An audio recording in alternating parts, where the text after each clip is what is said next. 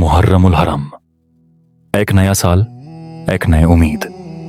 लेकिन तरीखे इस्लाम में ये चांद सिर्फ नए साल की खबर नहीं लाता, ये चांद अपने सदगमून का एक सियाह सवेरा भी लाता है।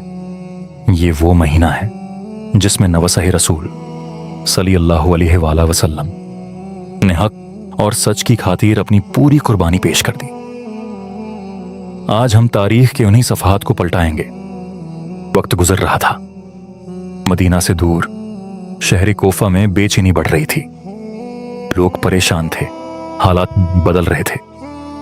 उन्होंने एक हस्ती की तरफ देखा, इमाम हुसैन अलैहिस्सलाम। कोफा के लोगों ने खतूत लिखे, उन्हें बुलाया, उन पर उम्मीदों का बहर चढ़ाया।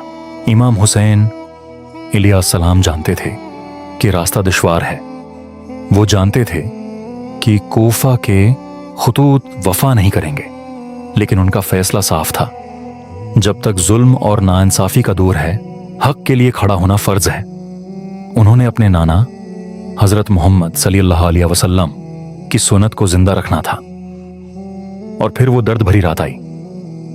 28 रजब इमाम हुसैन अलैहिस्सलाम ने अपने अहल खाना, अपनी बहन बीबी ज़ैनब रज़ी अल्लाह अन्हा, अपने भाई हजरत अब्बास रज़ी अल्लाह अन्हा और अपने छोटे बच्चों के साथ अपने प्यारे नाना के शहर मदीना को हमेशा के लिए खैर बात कह दिया।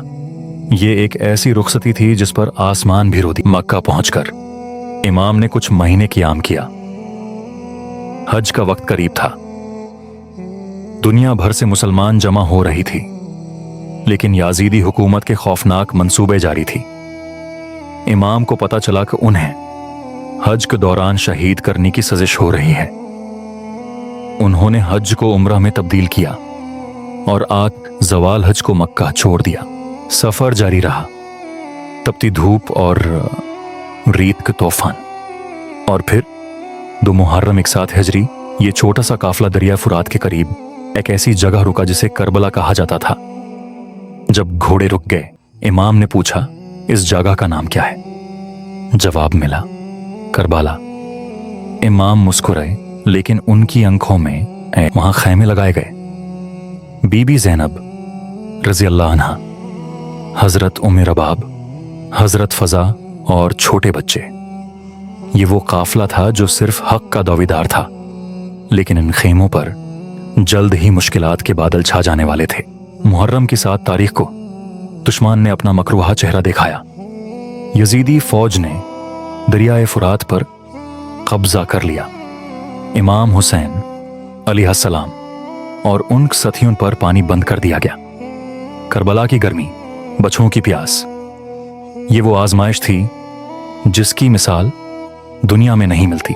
आशूरा की रात से पहले इमाम हुसैन रज़ी अल्लाह अन्हा का खेमा खौफ से नहीं, बल्कि नूर, इबादत और कुरान की तलावत की शेरीनी से मनव्वर था। 10 मुहर्रम अपने साथ दर्द, खून और शहादत लाने वाला था। लेकिन उससे पिछली रात अल्लाह सुब्हाना व ताली के हुजूर मुकम्मल स्पर्दगी, सुकून, तौकल और ऐसी मोहब्बत से भरी हुई थी जो हमारी आज की मसरूफ जिंदगियों में शाज व नादिर ही देखने को मिलती है।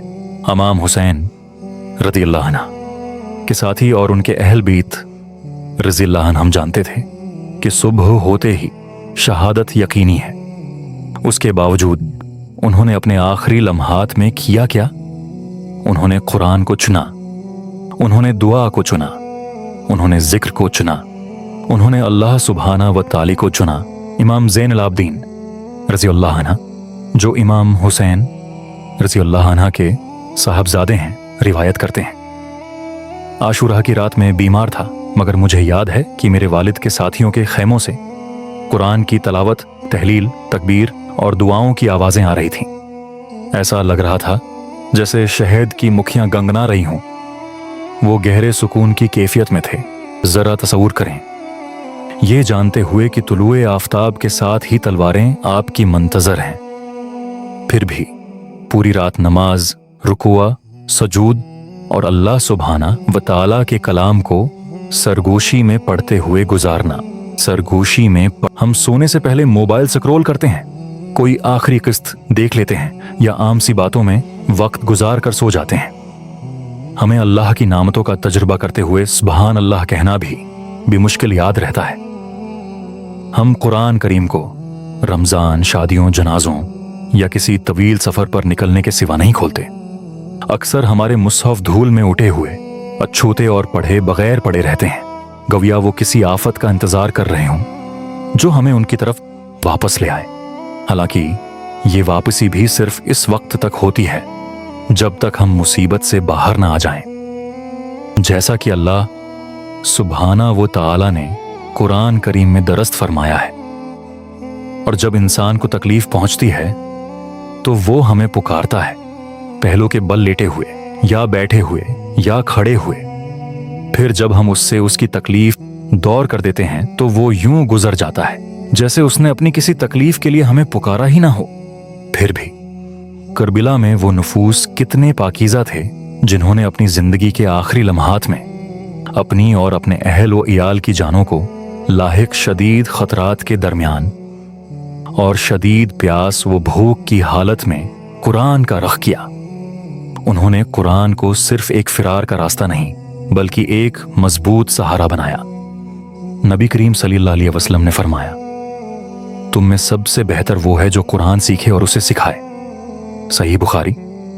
عاشورہ کی رات ہمیں یہی اصول سکھاتی ہے کہ قرآن صرف آسانی یا رسمی مواقع کے لیے نہیں ہے، بلکہ یہ وہ طاقت ہے جس کی طرف ہم تب رجوع کرتے ہیں جب باقی سب کچھ بکھرنے کے گبرے کے قریب۔ جیسے جیسے عاشورہ کی رات گہری ہوئی، امام حسین رضی اللہ عنہ نے خیمے کی خاموشی میں اپنے ساتھیوں کو اکٹھا کیا، محبت اور رحمت سے لبریز دل کے ساتھ انہوں نے چراغ مدھم کیا اور ان سے ایسے الفاظ میں خطاب کیا جو وقت کی وسطوں میں گونجتے رہیں گے۔ 9 محرم کی رات، شب عاشورہ، امام نے اپنے ساتھیوں کو جمع کیا اور فرمایا، دشمن صرف مجھے چاہتا ہے، تم سب جا سکتے ہو۔ لیکن ان وفادار ساتھیوں نے جواب دیا، یا حسین، ہم آپ پر اپنی جانیں قربان کریں گے۔ ساری رات ذکر الہی، دعا اور نماز میں گزری اور پھر وہ خونی صبح طلوع ہوئی۔ 10 محرم، عاشورہ کا دن۔ ایک طرف 72 بے سر و سامان محافظ، دوسری طرف ہزاروں کا لشکر۔ یہ وہ جنگ نہیں تھی، یہ حق اور باطل کی آزمائش تھی۔ ایک ایک کر کے امام کے ساتھی، ان کے بھائی، ان کے بھتیجے اور بھانجے شہادت کے رتبے پر فائز ہوئے۔ حضرت عباس علیہ السلام، حضرت علی اکبر رضی اللہ عنہ، حضرت علی اصغر رضی اللہ عنہ، ہر ایک نے اپنی وفا کا سلسلہ پورا کیا۔ عصر کا وقت قریب تھا۔ امام حسین علیہ السلام اب اکیلے رہ گئے تھے۔ اپنے نانا کے شہر سے دور تپتی ریت پر آپ نے سجدہ خالق کیا اور اسی سجدے کی حالت میں آپ کو شہید کر دیا گیا۔ کربلا کی زمین لرز اٹھی، سورج غائب ہو گیا۔ امام حسین علیہ السلام کی شہادت نے اسلام کو ہمیشہ کے لیے زندہ کر دیا۔ کربلا صرف ایک تاریخی واقعہ نہیں، یہ ایک سبق ہے ظلم کے خلاف کھڑے ہونے کا، صبر کا اور قربانی کا۔ آج بھی دنیا بھر میں ان کی یاد تازہ ہے۔ السلام علیک یا حسین، السلام علیک یا ابا عبداللہ۔